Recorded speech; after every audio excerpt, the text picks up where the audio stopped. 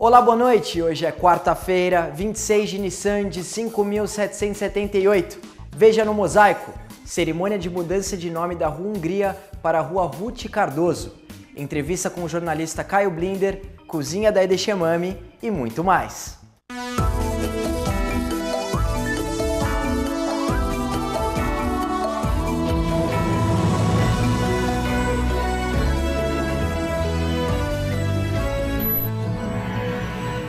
No oferecimento do nosso parceiro Hospital Albert Einstein, vamos às notícias e comentários da semana com Rony Gottschalk.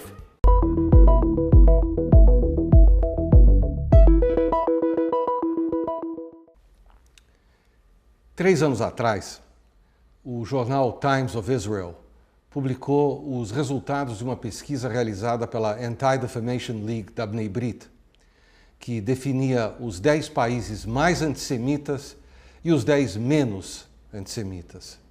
Não há surpresas nos países mais antissemitas.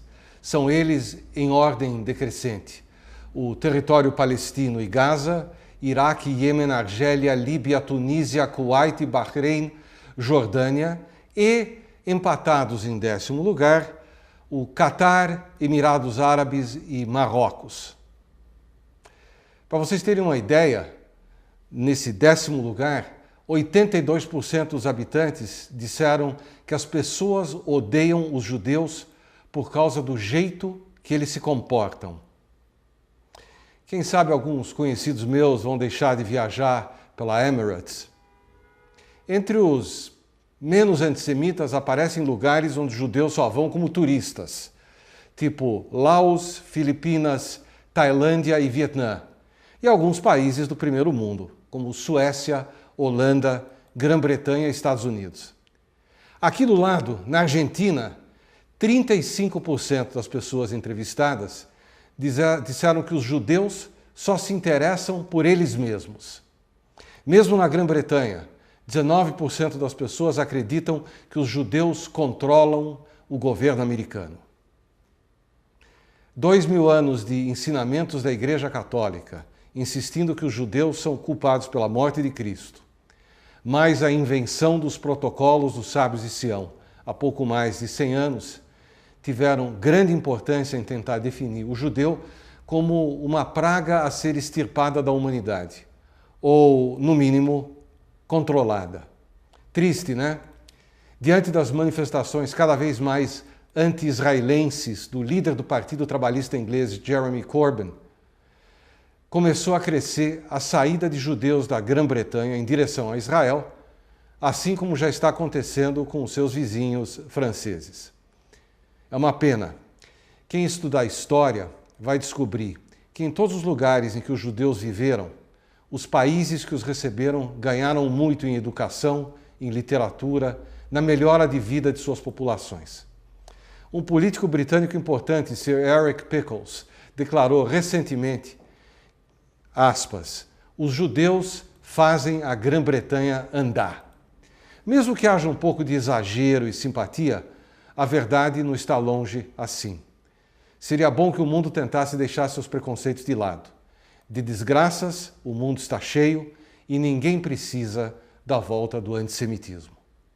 Aconteceu no último dia 5, no Clube A Hebraica aqui em São Paulo, a cerimônia de mudança de nome da Rua Hungria para a Rua Ruth Cardoso, a saudosa Rua Hungria, e a equipe do Mosaico foi conferir de perto o evento. Dá só uma olhada.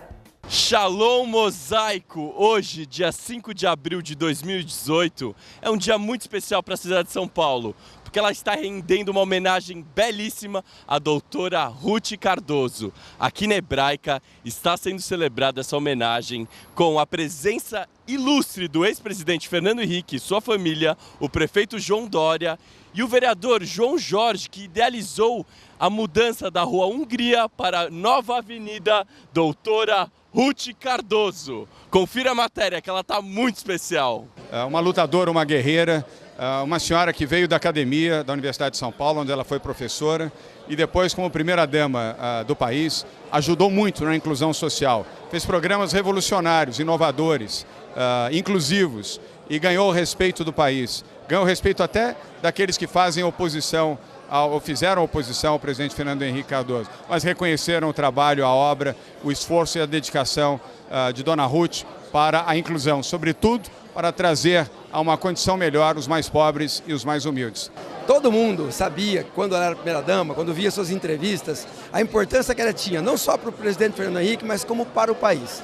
É uma alegria eu poder ser autor. Mais do que homenagem, eu me sinto homenageado por poder oferecer à cidade de São Paulo um nome como Ruth Cardoso para nominar uma das mais importantes avenidas da cidade de São Paulo. Estou muito feliz porque foi uma homenagem muito própria. Minha mãe era uma pessoa que passou a vida tentando conectar as pessoas, as culturas, conectar os que não tinham educação com os que tinham educação, levando os estudantes para a Amazônia, para o Nordeste. Ela tentou conectar os artesãos com o mercado, não é certo? E no final da vida dela ela só pensava em conectar uma favela com outra favela pela internet. Então uma avenida faz isso, conecta. Qual que é a importância e significado de uma mudança, de uma homenagem como essa para a cidade de São Paulo? É grande, porque o reconhecimento da cidade é aquilo que a Ruth mais se dedicou, foi a vida do povo de São Paulo. E o fato de nós estarmos celebrando isso aqui na Hebraica também tem significado, porque foi dito pelo prefeito e é verdade, nós sempre fomos muito bem acolhidos pela Hebraica, sempre tivemos uma ligação muito forte com a comunidade de São Paulo. Mas que uma manhã para nós, da família, uma manhã gloriosa. A gente vai para um rápido intervalo e na volta uma entrevista exclusiva com o jornalista e ex-colega do Mosaico, Caio Blinder. Não saia daí! Anuncie na revista mais lida da comunidade. Revista A Hebraica. Ligue 3814-4629. 3814-4629. O programa Mosaico na TV tem o apoio de Banco Safra, tradição secular de segurança. Com a Tribuna Judaica, você se mantém sempre informado sobre todos os acontecimentos da nossa comunidade no Brasil e no mundo. Assine a Tribuna Judaica e não perca nada do que acontece. Ligue 0800 55 10 18.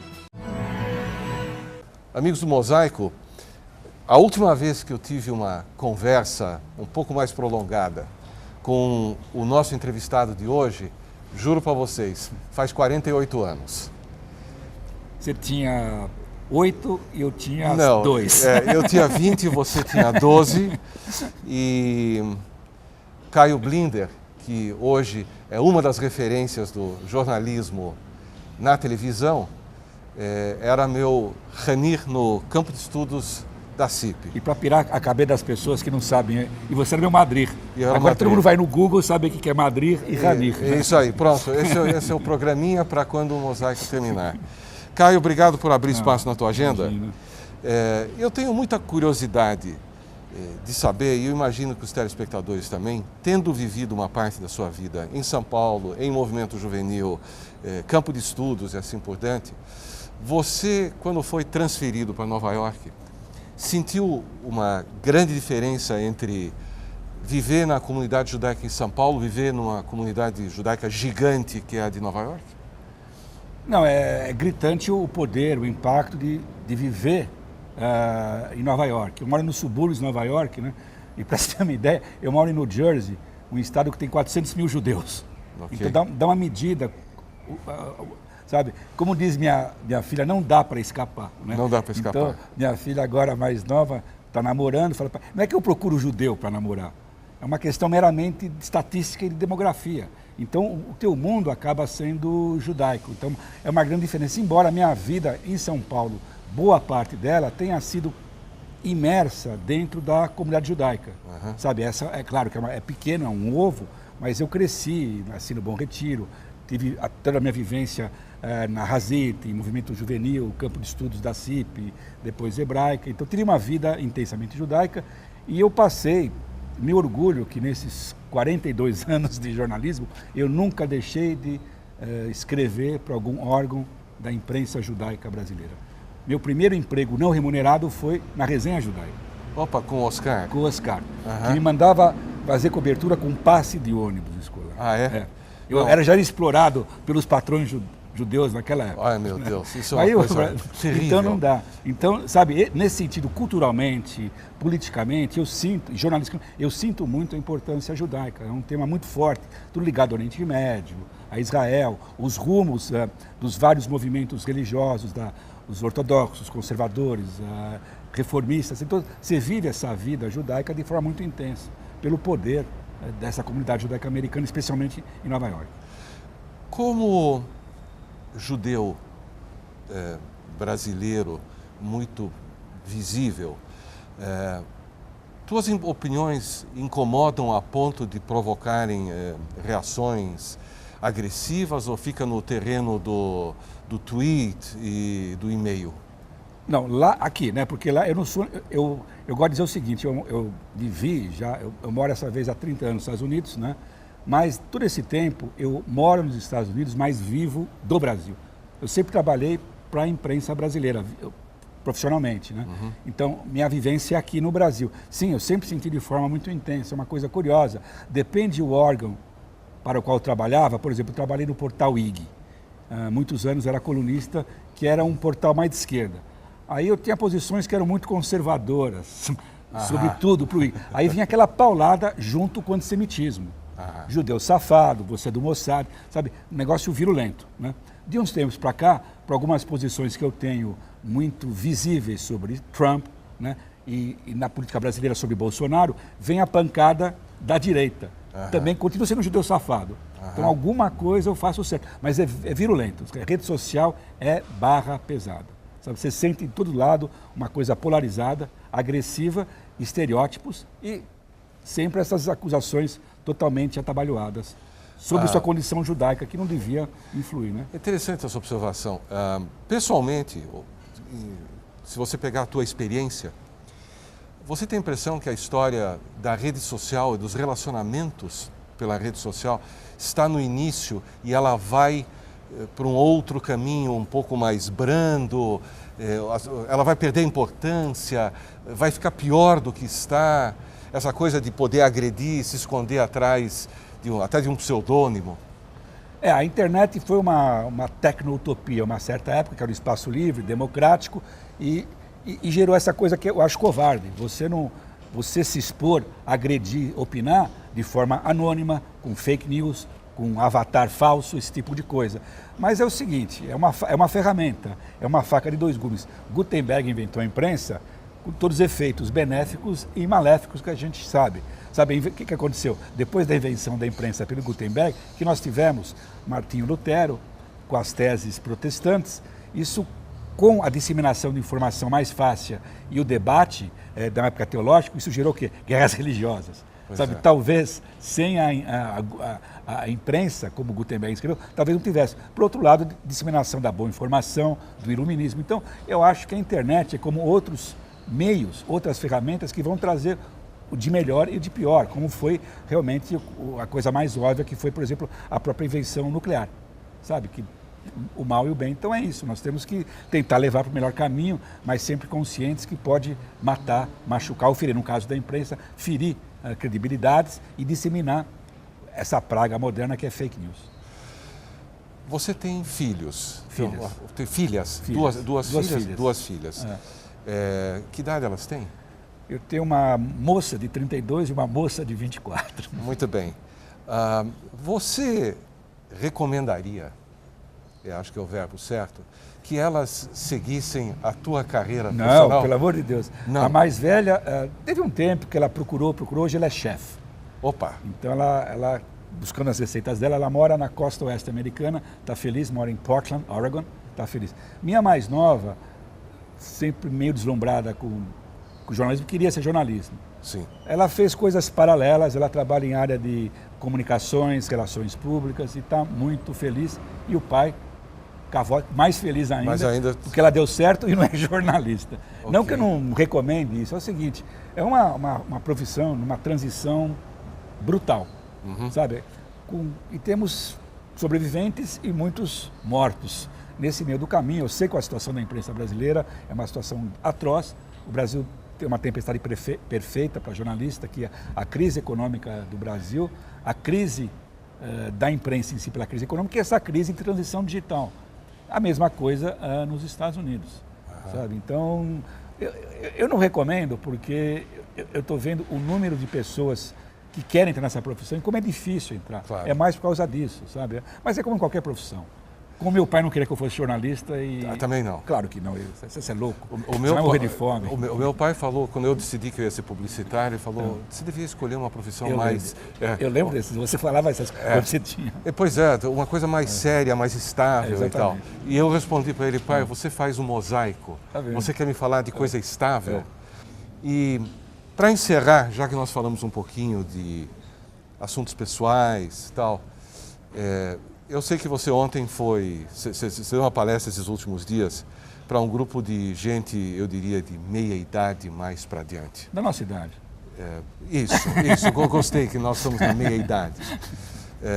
O assunto era a política internacional? Nós falamos de tudo, esse antissemitismo na Europa especialmente, essa coisa atroz, voltar a ter antissemitismo na Polônia, sabe, um dos berços, né, do antissemitismo e matriz do Holocausto, dos campos de extermínio, Auschwitz. Falamos muito das várias crises do Oriente Médio, Trump, assunto inevitável, mas também um pouco de política brasileira, como está polarizado o Brasil e como isso também está polarizando a própria comunidade judaica. Especialmente, eu acompanho muito o que está acontecendo no Rio, mais do que em São Paulo, onde você tem grupos judeus realmente muito relacionados a partidos de extrema esquerda como o PSOL, com toda a posição que esses partidos têm contra Israel, uma posição que beira antissemitismo, e obviamente judeus que hoje também estão apoiando o Bolsonaro. Então a comunidade judaica ela reflete também todo o clima de polarização do Brasil, que é uma coisa normal, a gente vive no Brasil. Então esse debate e as expectativas para as eleições de outubro, etc. Então foi um debate bacana. Eu acho que a gente podia terminar justamente falando uma palavrinha sobre antissemitismo na Europa. Claro, eu sou obrigado a acompanhar o noticiário estrangeiro até para preparar meu comentário semanal. Eu comecei a ficar assustado lendo o Jewish Chronicle alguns anos atrás, porque já na Inglaterra já estava claro que ia engrossar.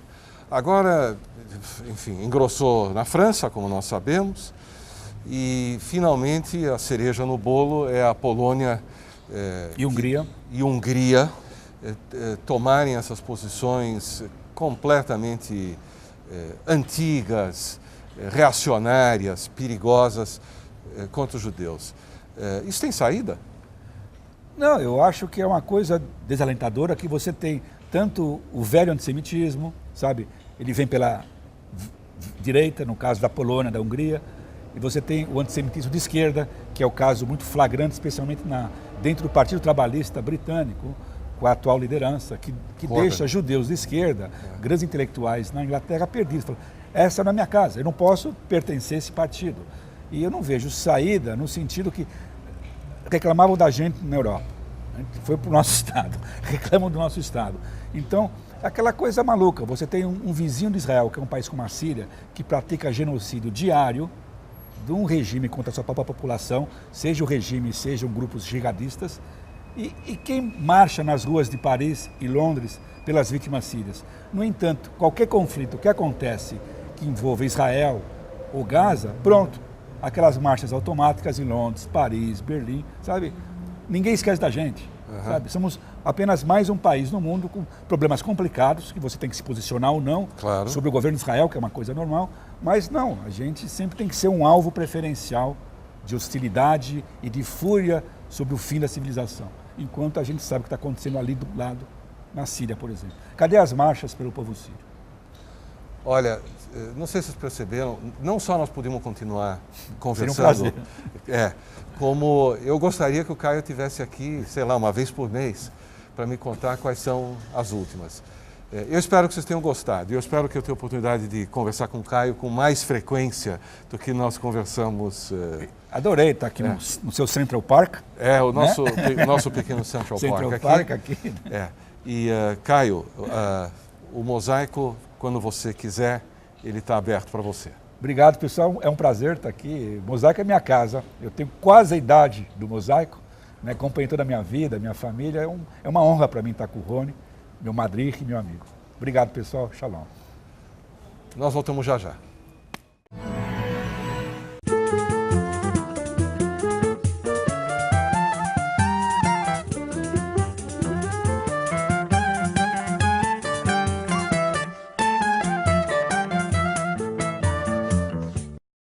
Composto pelas empresas Maringá Turismo, Central de Eventos e Lemontech, o Grupo Arbeitmann é sinônimo de solidez e credibilidade. A Maringá Turismo possui tradição de mais de 50 anos em viagens corporativas e a lazer e presença global em mais de 80 países. A Central de Eventos oferece experiência e criatividade para as negociações do seu evento e viagens de incentivo. A Lemontech é especializada no desenvolvimento de softwares com foco na gestão de viagens. Saiba mais, visite nossas redes sociais. Um time vencedor, um grupo de sucesso. Mais uma deliciosa receita na cozinha da Ida Shemami. Fala, chefe Breno. Oi, Shemami. Quinto e último programa da nossa série Saladas e Pratos Frios. E hoje voltamos à França com um clássico absoluto, uma salada que é uma refeição. Hoje é dia de salada niçoise na cozinha da Ida Shemami.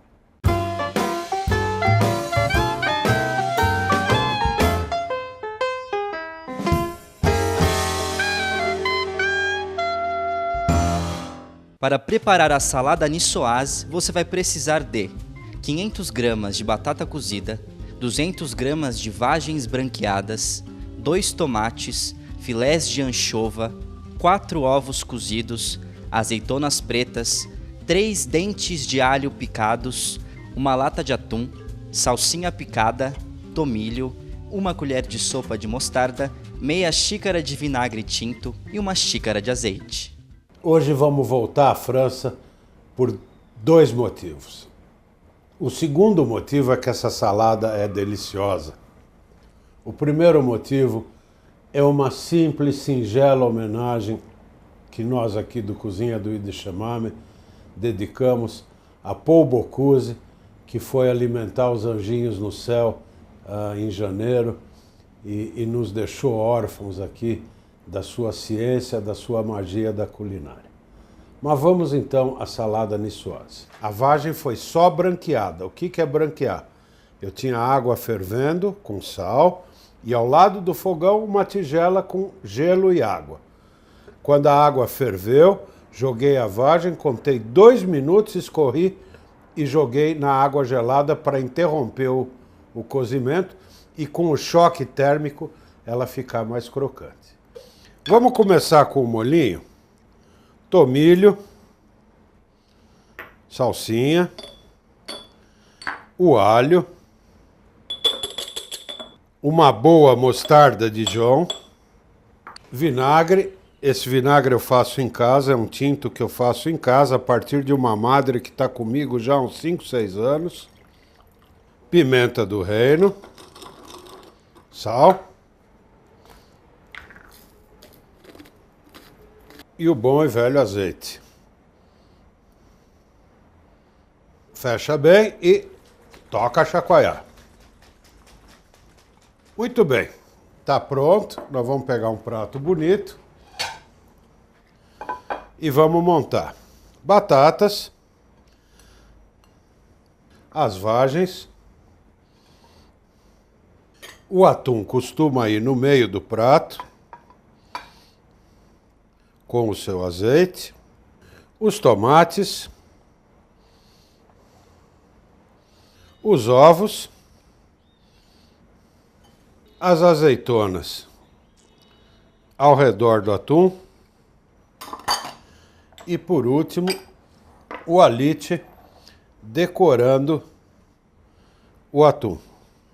E, para terminar, o molhinho. Vou tirar isso tudo aqui e toca a servir a nossa niçoise